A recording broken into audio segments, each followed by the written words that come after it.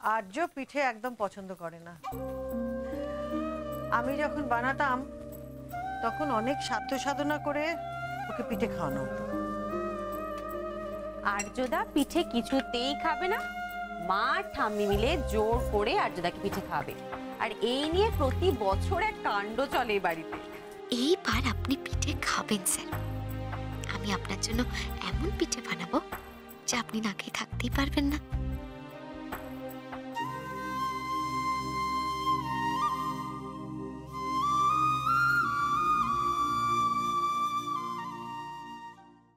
অত সাত পাঁচ না ভেবে এবারের দায়িত্বটা ঠিকঠাক পালন করো।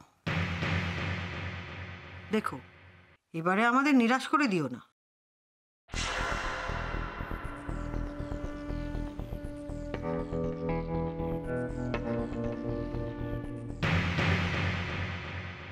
নিহার,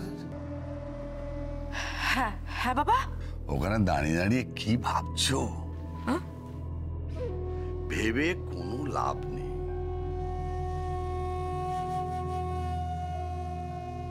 কাজে করে দেখাও।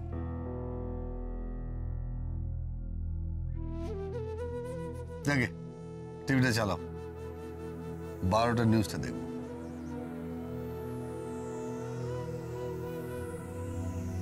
আরে বাবা, এখন তো খাবার সময়, এখন টিভি চালানোর কি দরকার? এবারে যে ঘড়ি ধরে খাওয়া দাওয়ার একটা নিয়ম চালু ছিল, সেটা এখন অতীত হয়ে গেছে।